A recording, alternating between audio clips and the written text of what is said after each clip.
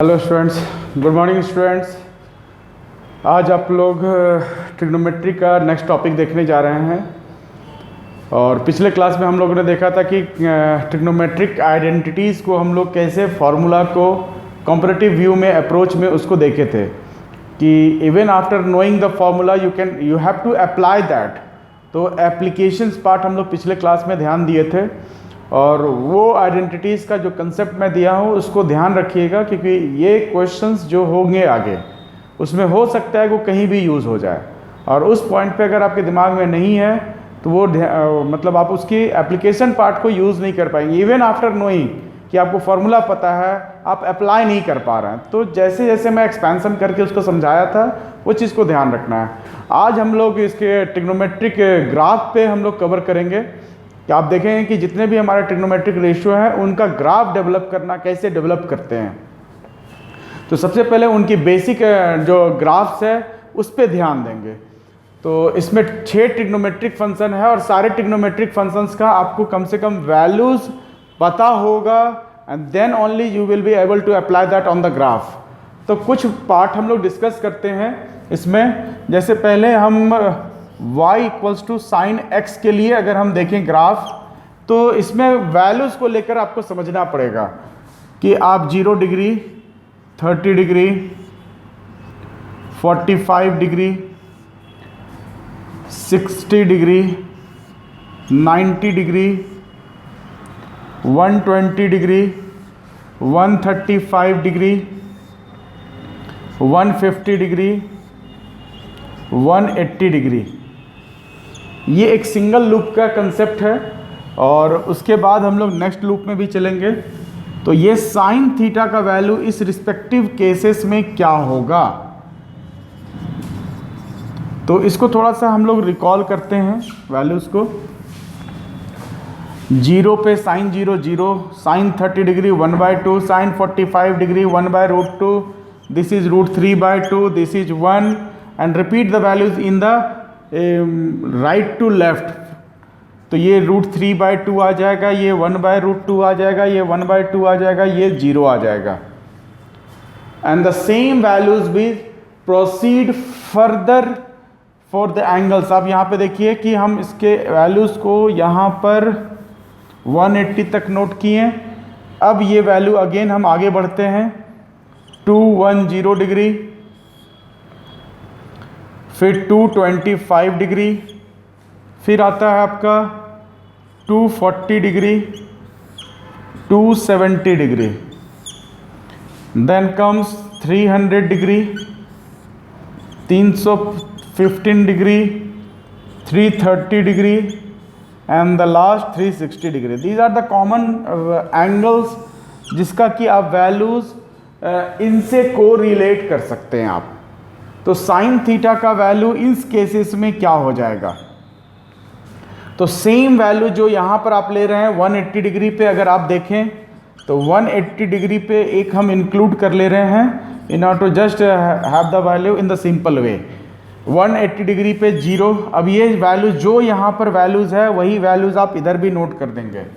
कारण है कि जब आप क्वाड्रेंट रूल देखते हैं तो जो एंगल आपका 60, मान लीजिए ये आपका 45 डिग्री पे है, तो सेम वैल्यू इसके जस्ट अपोजिट भी होगा। Only the difference is in the sine, कि ये फर्स्ट क्वाड्रेंट पे लाई कर रहा है तो उसके हिसाब से साइन होगा, ये हमारा थर्ड क्वाड्रेंट पे लाई कर रहा है तो इसके हिसाब से साइन होगा। लेकिन वैल्यू जो इनका होगा वो हर हाल में सेम होगा, एब्सोल्यूट वैल्यू जो होगा वो सेम होगा। आप देखिए कि ये जो वैल्यू 45 डिग्री पे है, इधर भी आप इस तरफ से 45 चले जाइए तो इनका भी जो ट्रिग्नोमेट्रिक रेशियो का वैल्यू होगा वो सेम होगा। तो वो आपकी लॉजिक है वो ध्यान रखने की। अब आप जो एब्सोल्यूट वैल्यू यहाँ पर है वही एब्सोल्यूट वैल्यू आप 90 डिग्री अपोजिट में जो वैल्यू भी आप लेना चाहते हैं तो उसके जस्ट अपोजिट में वैल्यू देखिए क्या है। इसीलिए एब्सोल्यूट वैल्यू इन सब का वही होगा जो यहाँ पर होगा, क्योंकि सबके डिफरेंस में आप देखिएगा तो 180 डिग्री का है। ये 0 हो गया, फिर ये 1/2 हो जाएगा, ये 1/√2 हो जाएगा, और ये हमारा √3/2 हो जाएगा। लेकिन अब क्या देखना है आपको कि चूंकि ये थर्ड क्वाड्रेंट की बात हो रही है इसलिए साइन थीटा थर्ड क्वाड्रेंट में नेगेटिव होता है। फोर्थ क्वाड्रेंट में भी नेगेटिव होता है, तो -√3/2, -1/√2, -1/2 एंड 360 इज 0 डिग्री। तो ये एक आपका वैल्यूज है। अब इसका सेकंड पार्ट अगर हम ध्यान दें, एक ट्रिग्नोमेट्रिक रेशियो को क्या करना है, आपको सारे चीज़ों को बहुत अच्छे से समझने का कोशिश करना है कि क्या क्या पॉसिबिलिटीज इसमें है जो आपको ध्यान रखना है। तो सबसे पहला चीज आप देखिएगा ध्यान से, sine theta 0 degree to 90 degree, value देखिए कहां से कहां जा रहा है, 0 से 1 जा रहा है, 0 to 1 पहुंच गया। तो आप ये बताइए क्या इंप्लाइज कर रहा है, ये 0 से 1 हो रहा है तो इसका मतलब इंक्रीज कर रहा है, इंक्रीजेस। ग्राफ इंक्रीजेस का मतलब होता है कि आपका ग्राफ लेफ्ट टू राइट जब आप बढ़ेंगे तो ग्राफ ऊपर की तरफ चल रहा है, चाहे वो इस तरह से चले चाहे इस तरह से चले, इन दोनों में कोई ऐसा आपको समझना पड़ेगा। जैसे जैसे आप ग्राफ के कंसेप्ट को देखेंगे या डिफ्रेंसिएशन पढ़ेंगे ये, तो आप बहुत ईजिली आप डिफाइन कर सकते हैं कि ग्राफ का कर्वेचर नीचे की तरफ होगा या ग्राफ की कर्वेचर ऊपर की तरफ होगा। तो ये थोड़ा सा हायर स्टडीज़ को लेकर है, जब आप कंप्लीट डिफरेंशिएशन इंटीग्रेशन को यूज़ करेंगे तो समझेंगे, ये खुद भी खुद समझ जाएंगे, तो उसके लिए उतना परेशान नहीं होना है। तो फिर 90 डिग्री टू 180 डिग्री, तो आप देखेंगे कि इसकी वैल्यू 1 से कहाँ पहुँच गया, 0 पे। तो ये क्या कर गया, दिस इम्प्लाइज दैट कि यहाँ इस रीजन में ग्राफ जो होगा डिक्रीज करेगा। मतलब जैसे आप लेफ्ट टू राइट जाएंगे तो ये ग्राफ नीचे की तरफ जाएगा, ठीक है। तो जहाँ पे ग्राफ बोल रहे हैं इंक्रीजेस तो वहाँ ग्राफ ऊपर की तरफ चढ़ेगा, जहाँ जिस रीजन में बोल रहे हैं डिक्रीजेस तो इसका मतलब ग्राफ नीचे की तरफ चढ़ेगा। थर्ड 180 डिग्री टू 270 डिग्री, आप देखेंगे तो इसकी वैल्यू कहाँ से कहाँ जा रहा है, तो 0 to -1। तो again you can see that in this region the value is goes on decreasing, तो डिक्रीजेस कंटिन्यूड रहेगा कि जिस मोनोटोनिसिटी के साथ वो डिक्रीज कर रहा था, जिस व्यू के साथ डिक्रीज कर रहा था वो और कंटिन्यूड हो जाएगा उसी तरह से। There will be no change in the graph direction. Next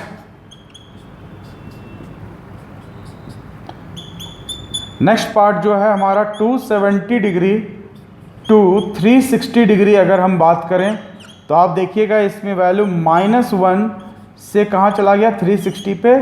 तो ये देखिए -1 से 0 पहुँच गया, जिसका मतलब वैल्यू क्या हो रहा है।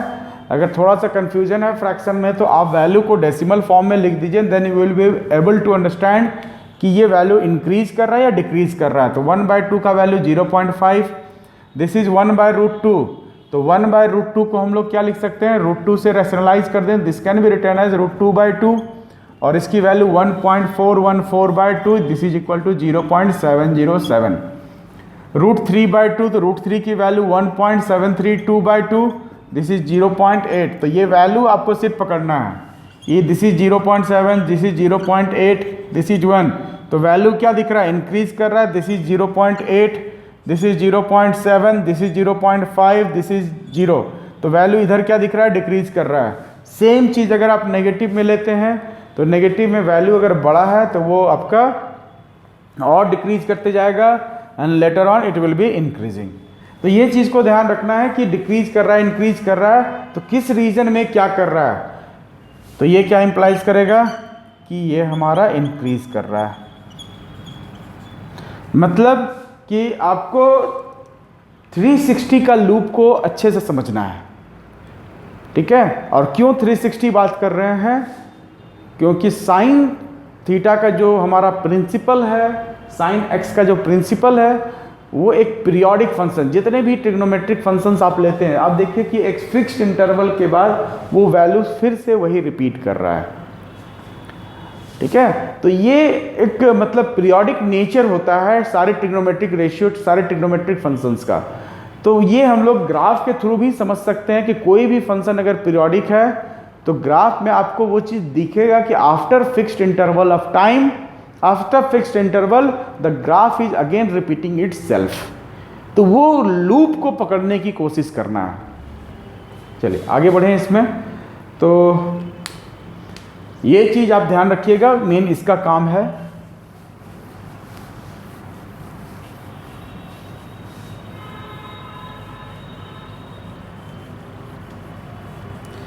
और ये जो वैल्यूज़ हैं ये आपको 0 से 180 तक प्रेफर करना है कि सारे का याद रखना है, और उससे आगे जो ज़रूरत है you can use the quadrant rule concept to find the values of each of the function. तो अब मान लीजिए आपका 0 to 90 डिग्री और आप यहाँ पे ग्राफ बनाने की कोशिश कर रहे हैं।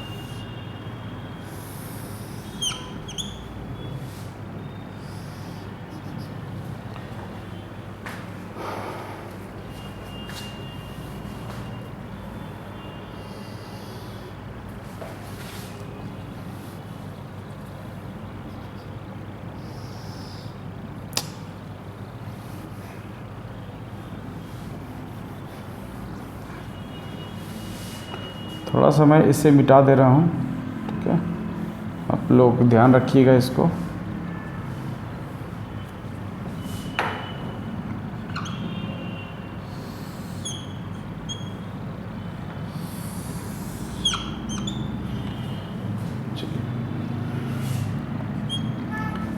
इस पे थोड़ा सा मार्किंग किया जाए। ये हमारा मान लीजिए 1 है, सेम डिस्टेंस पे आपका -1 है।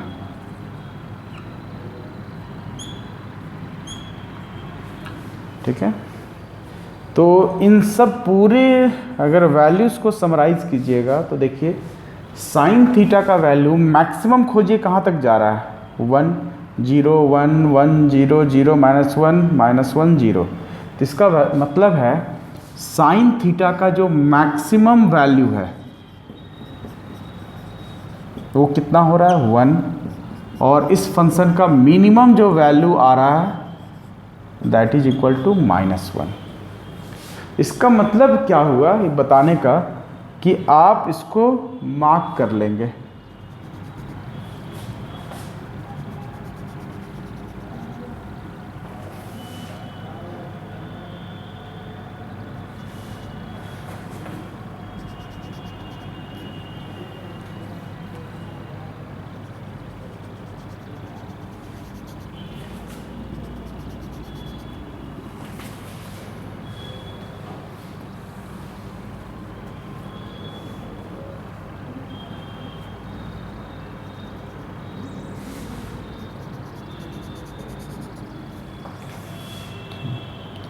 तो ये वैल्यू आपका क्या हो गया, -1 का, और ये वैल्यू जो हो गया 1 का।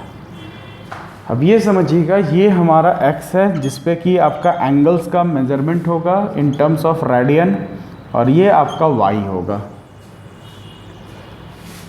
अब समझिएगा बात को कि ग्राफ जो हम ले रहे हैं उसमें मैक्सिमम वैल्यू कितना है, इस फंक्शन का जो मैक्सिमम वैल्यू अटेन हो सकता है वो कितना है, 1, और इस फंक्शन का मिनिमम वैल्यू जो है वो -1। मतलब ग्राफ जो भी स्ट्रक्चर इसका बनेगा वो -1 के अंदर ही रहेगा और 1 से नीचे ही रहेगा। इस लाइन के जो पैरेलल हम बना रहे हैं, this is a line of y = 1 and this is a line of y = -1।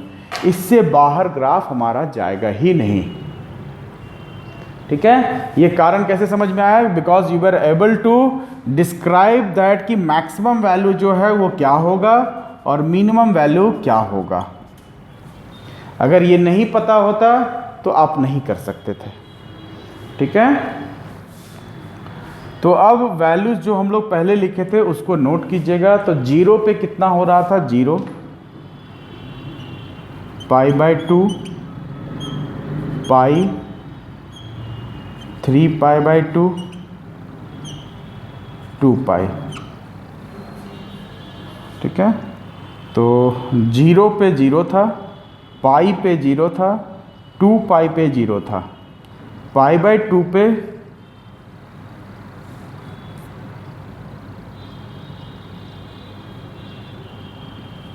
1 था। मतलब अब देखिए ध्यान से, 0 से π/2 मतलब 90 डिग्री को मैं अगर पाई बाय 2 के टर्म्स में लिख दूँ तो पाई बाय 2 हो गया ये पाई बाय 2 से पाई तक हो गया, ये हमारा पाई से, ये पहले भी हम लोग कन्वर्सन देख चुके हैं तो कोई कन्फ्यूज़न नहीं होनी चाहिए किसी को, और ये हमारा 3 पाई बाय 2 से 2 पाई तक। तो एंगल ध्यान रखना है, 0 से पाई बाय 2, 0 से 1 जा रहा है, ये 0 to 1 हो गया, तो इसका मतलब फ़िलहाल वो 0 पे है और 1 पे चला जाएगा, और तो इसका मतलब क्या हो गया, इंक्रीज़ करेगा। उसके बाद ये 0 से पाई के बीच में डिक्रीज़ करेगा, एंड लेटर ऑन ये फिर और डिक्रीज़ करेगा। तो ये चीज़ को ध्यान रखना है कि ये डिक्रीज़ कर रहा था और फर्दर डिक्रीज़ करेगा, एंड देन ऑन ये इंक्रीज़ करते चला जाएगा। तो ये हमारा स्ट्रक्चर है साइन एक्स का ग्राफ का। तो ये इंक्रीजिंग डिक्रीजिंग देखिए ये काम कर रहा है कि नहीं यहाँ पर। तो देखेंगे आप कि 0 से पाई बाय 2 के बीच में 0 to 1 जा रहा है, और यहाँ पे क्या दिख रहा है, इंक्रीजेस। पाई बाय 2 से पाई जा रहा है, 1 से 0 जा रहा है, मतलब डिक्रीजेस। पाई से 3 पाई बाय 2 जा रहा है, ये 0 से -1 चला गया। देखिए अभी 0 पे था। इस लाइन का जो x एक्सिस का वैल्यू होता है, जिसमें कि y की वैल्यू कितनी होती है, तो हर हाल में 0 होता है। कोई भी x एक्सिस पे अगर आप y की वैल्यू खोजते हैं तो इस पे y की वैल्यू जो आएगी वो हर हाल में 0 आएगा। तो इसका मतलब ग्राफ जहाँ जहाँ x एक्सिस को काट रहा है, कट कर रहा है, उस पर्टिकुलर पॉइंट पे y की वैल्यू 0, मतलब sin x की वैल्यू 0 हो जाती है।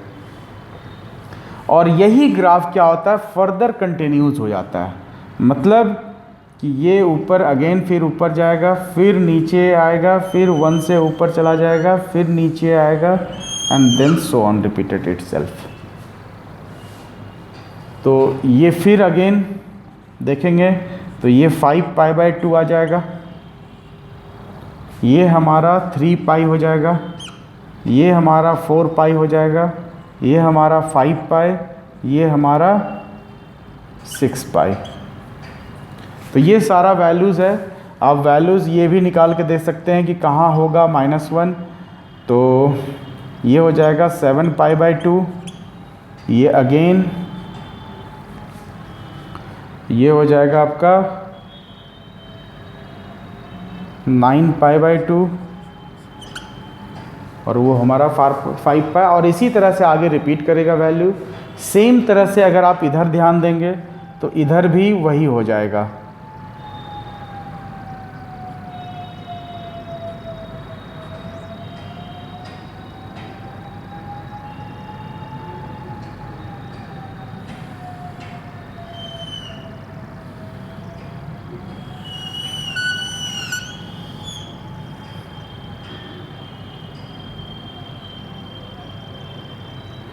तो ये हो गया हमारा इधर का स्ट्रक्चर।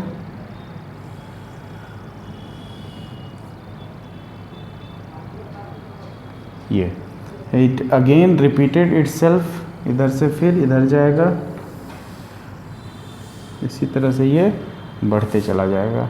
क्योंकि स्लाइड ये ग्राफ थोड़ा सा वाइट बोर्ड पर बनाना हमें दिक्कत होती है, ग्रीन बोर्ड पे ठीक से बनता है, तो वो कोई बहुत बड़ी बात नहीं है। आपको ग्राफ का स्ट्रक्चर को समझना है और कोशिश करना है कि ये जो वैल्यूज़ आपका आ रहा है, ये वैल्यूज़ ध्यान रखें। ये पाई बाय 2 था, तो ये हमारा -पाई बाय 2 की तरफ चलेगा, ये -पाई हो गया, फिर ये -3 पाई बाय 2 हो गया, और ये नेगेटिव एंगल का कंसेप्ट थोड़ा सा समझना पड़ेगा, -2 पाई हो गया, and then so on proceed with the same angle जो इधर आपका चल रहा है वही आपका इधर भी चलेगा। अब ये वैल्यू समझना है नेगेटिव के कंसेप्ट को, नेगेटिव यहाँ पे कैसे चल रहा है, और क्वाड्रेंट को भी समझना है। अगर यहाँ पर वैल्यू आप देखिए y एक्सिस से नीचे आ रहा है तो इसका मतलब ये वैल्यू नेगेटिव है। तो ये 0 से लेकिन कहाँ तक जा रहा है, 0 से -पाई, ये जो पॉइंट ऑफ इंटरसेक्शन है ये -पाई का है। तो ये चीज़ को ध्यान रखना है, इसको थोड़ा सा पॉइंट को ठीक से लोकेट करते हैं, -3 पाई बाय 2। तो ये क्या हो रहा है, देखिए नेगेटिव एंगल का कंसेप्ट अगर थोड़ा सा दिमाग में लाइएगा, फिर से जो प्रीवियस वीडियो में मैं डिस्कस किया था उसमें क्या था कि एंटी क्लॉकवाइज मूवमेंट है एंगल्स का मेजरमेंट, तब तो वो पॉजिटिव एंगल मेजरमेंट होगा। लेकिन नेगेटिव एंगल जो दे रहे हैं तो इसका मतलब है कि वी आर मेजरिंग क्लॉकवाइज। तो क्लॉकवाइज में क्या आपका वैल्यूज होगा उसको ध्यान रखना है। तो 0 से ये एंगल अगर हम इधर से मेजर करते हैं तो ये क्या हो जाएगा माइनस, ये जब आप देखेंगे तो 270 डिग्री है, लेकिन जब आप इधर से मेजरमेंट कर रहे हैं तो ये एंगल की वैल्यू 90 डिग्री हो जाएगी। और इनको जब मैथमेटिकल रिप्रेजेंटेशन करेंगे that is equal to minus of 90 degree और माइनस ऑफ π/2। ठीक उसी तरह से और इसमें 90 डिग्री ऐड कर दीजिए तो ये एंगल हो जाएगा हमारा 180 डिग्री और पाई हो जाएगा एंगल। और जब इनकी मैथमेटिकल रिप्रेजेंटेशन करेंगे तो इसकी अगेन वैल्यू -π, माइनस साइन यहाँ क्या इंडिकेट करेगा कि we are measuring in the clockwise direction. तो इन चीज़ों को ध्यान रखना है कि वैल्यूज जैसे भी आपका ग्राफ बन रहा है ये इसी तरह से प्रोसीड करना चाहिए। और जो ग्राफ आपका, अब देखिए अब इसके पीरियड से बात करते हैं। तो पीरियड के लिए थोड़ा सा ध्यान रखना पड़ेगा कि पीरियड किसी का भी चेक करना है, किसी का भी कोई भी ग्राफ के पीरियड्स को चेक करना है तो इसका मतलब होता है कि उस पर्टिकुलर पॉइंट को खोजना है जहाँ से graph is repeating itself again and again, वो विड्थ खोजना है। तो यहाँ पर हम लोग विड्थ पे ध्यान देंगे थोड़ा सा। तो विड्थ के लिए थोड़ा सा मैं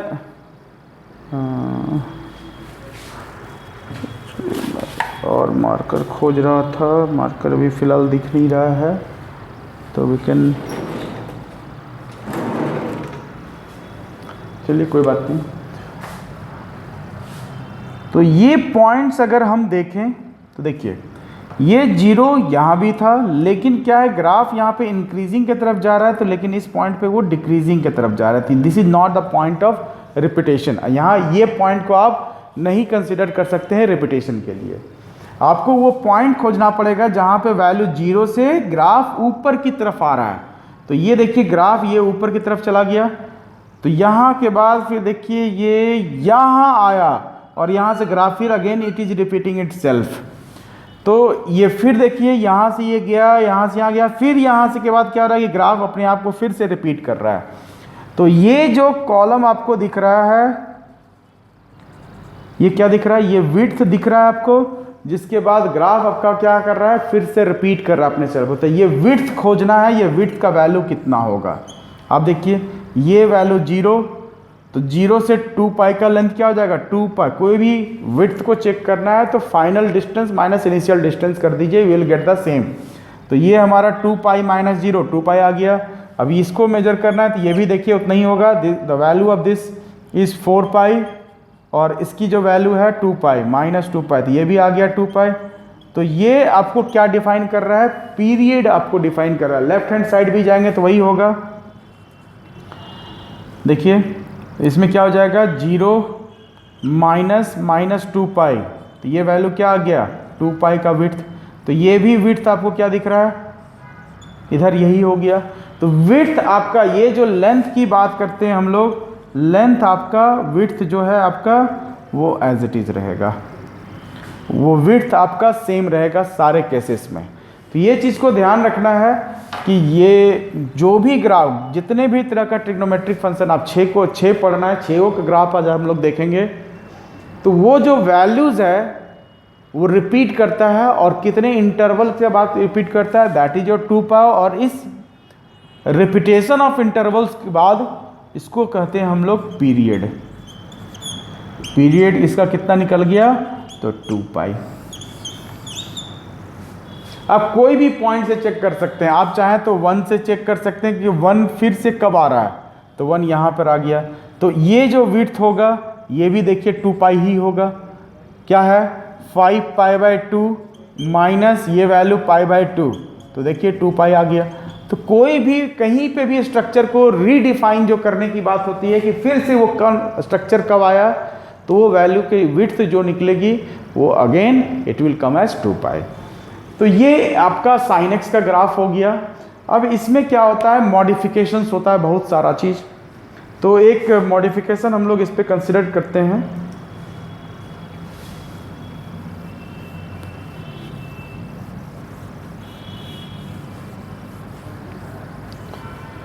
मॉडिफिकेशन क्या होता है, देखिए आपको बोल दिया जाएगा 2 sin x का ग्राफ बनाने, या फिर y equals to sign 2x का ग्राफ बनाने, या y equals to sine x plus 4 का ग्राफ बनाने।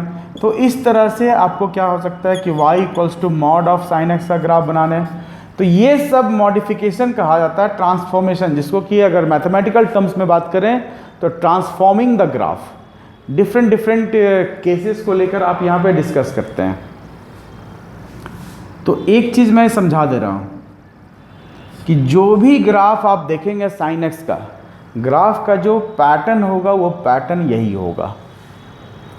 ये चीज़ को दिमाग में बैठा लीजिए।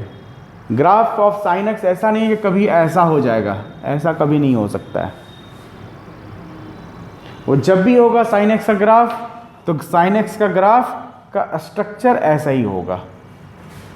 अब थोड़ा सा ध्यान दीजिएगा इसका ट्रांसफॉर्मेशन पे। जब कोई टर्म्स साइन x में मल्टीप्लाई करते हैं,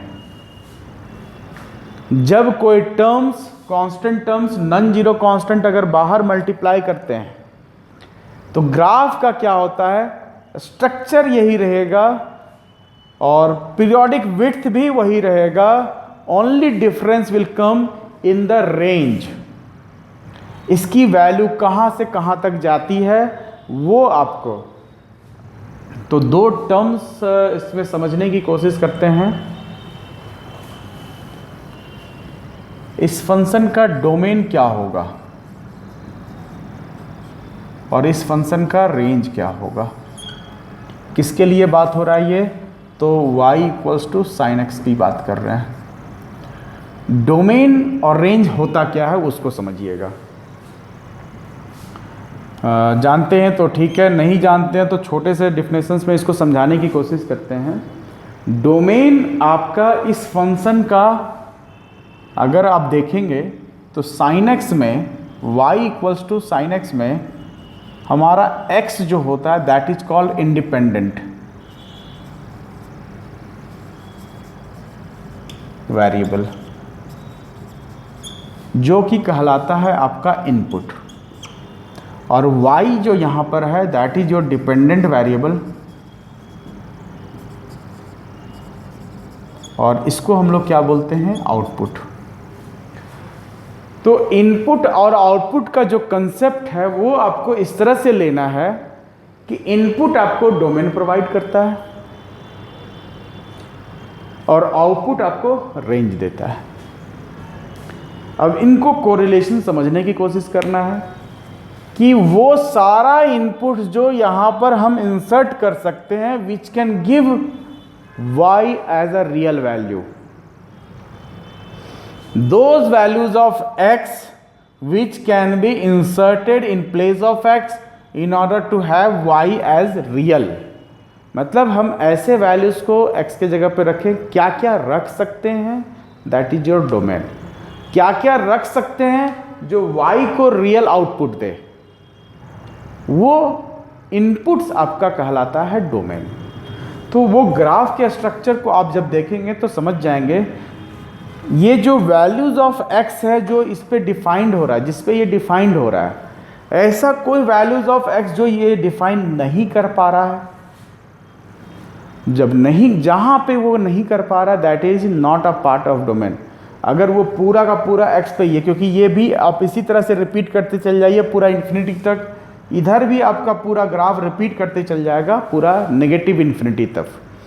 तो इसका मतलब सारे x के लिए डिफाइंड हो रहा है, तो इसका मतलब इसका जो डोमेन होगा that will be considered as all real numbers. Range जो होता है दैट इज योर आउटपुट। तो इस फंक्शन का वैल्यू कहाँ से कहाँ तक जा रहा है, इसका मतलब values of y which can be possessed by this function. तो आप देखिए y का वैल्यू कहाँ तक ये एक्वायर कर सकता है। क्या ये -1 से नीचे जा सकता है, तो नहीं जा सकता है।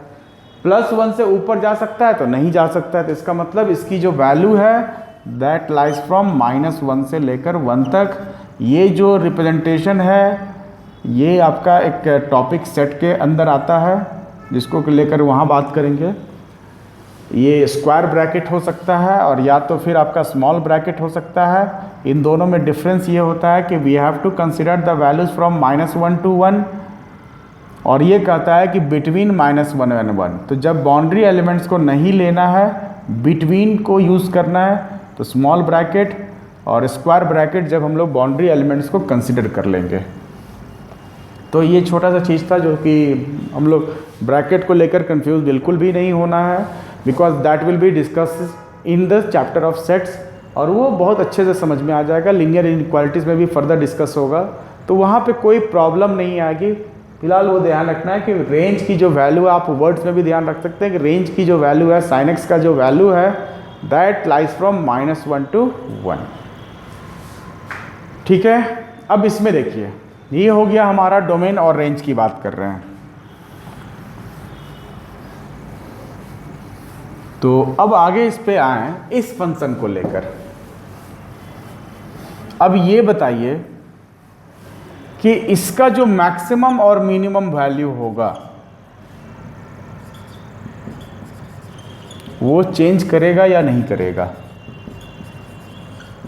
अब देखिएगा ध्यान से, sin x का मैक्सिमम वैल्यू 1, तो y का मैक्सिमम वैल्यू क्या हो जाएगा, it is 2 into sin x। मतलब अगर इसकी मैक्सिमम वैल्यू 1 है तो it will be multiplied by 2, मतलब मैक्सिमम वैल्यू अब क्या हो जाएगा, 2 हो जाएगा, और मिनिमम वैल्यू आपका -2 हो जाएगा। क्योंकि जब मिनिमम वैल्यू sin x का लगाएंगे, ये तो कांस्टेंट है, इसका जो भी मिनिमम वैल्यू होगा वो 2 से मल्टीप्लाई हो जाएगा, जो भी मैक्सिमम होगा वो 2 से मल्टीप्लाई हो जाएगा। मतलब ग्राफ में क्या चेंजेस दिखेगा कि ये जो मैक्सिमम वैल्यू है that will be change to 2, और ये हमारा -2। ग्राफ का स्ट्रक्चर वही रहेगा, सिर्फ हाइट बढ़ जाएगा। तो ये अगर sin x का ग्राफ हम ले रहे थे, मान लीजिए ये 1 था और ये -1 था, तो हमारा sin 2x का जो ग्राफ है इस पर थोड़ा सा ओवरलैप करें तो ये ऐसे चल जाएगा, ये 2 तक चला जाएगा, ऐसे जाएगा और फिर ये ऐसे आ जाएगा, लेकिन स्ट्रक्चर वैसे ही रहेगा। फिर ये नीचे की तरफ देखेंगे तो ये -2 तक जाएगा, फिर ऐसे आ जाएगा, तो ये हमारा -2 हो गया, लेकिन स्ट्रक्चर वही रहेगा। तो ट्रांसफॉर्मेशन समझ रहे हैं, चूंकि पीरियोडिक ऑफ पीरियड 2π होता है, sin x में पीरियड 2π है, अभी भी ये sin x ही कंटेन कर रहा है, तो इसका भी पीरियड 2π, मतलब यही ग्राफ फिर फर्दर इसमें भी आएगा, इसमें भी आएगा। तो ये पहला ट्रांसफॉर्मेशन आप समझ गए, कोई दिक्कत इसमें मेरे को नहीं लगता है, क्योंकि आपको सबसे जो डिफरेंसेस समझना है कि कब क्या होगा। इस केस में 2 sin x है तो क्या इफेक्ट आएगा sin x के ग्राफ में, आपको यही सोचना है। तो sin x के ग्राफ में क्या हो रहा है, 2 मल्टीप्लाई हो रहा है, तो आप भी इसके वैल्यूज़ को क्या करेंगे, हर जगह वो 2 से मल्टीप्लाई हो जाएगा, तो मैक्सिमम और मिनिमम चेंज कर जाएगा, विड्थ आपका सेम रह जाएगा। क्योंकि जहाँ पर 0 आ रहा है वो तो आएगा ही आएगा, 2 into 0 भी 0 ही होता है। तो ये जो पॉइंट है, ये पॉइंट आपका चेंज नहीं करेगा, ये जो पॉइंट ऑफ 0 है। ठीक है, थर्ड 2 केस हो गया, पहला sin x का केस, दूसरा हम कोई नॉन जीरो कांस्टेंट अगर उसमें हम मल्टीप्लाई करते हैं तो what is the change in the graph. Third आता है y equals to sin 2x, या इसी में एक और देता है y equals to sin x/2। तो जब इस तरह का केसेस होता है तो ये दोनों क्या करेगा, आपको चेंज इन पीरियड करेगा, पीरियड चेंज कर जाएगा। ठीक है, ग्राफ का स्ट्रक्चर अगेन यही रहेगा, लेकिन पीरियड उनका चेंज कर जाएगा। कब चेंज करेगा, तो जब आप एंगल्स में कोई नॉन जीरो कांस्टेंट मल्टीप्लाई करते हैं तो वो चेंज करेगा। आप कैसे चेंज करेगा, तो मान लीजिए ये kx है, तो जब भी कोई कांस्टेंट इसमें मल्टीप्लाई हो गया तो क्या चेंज करेगा, चेंज इन पीरियड करेगा। अब इसकी मैक्सिमम और मिनिमम वैल्यू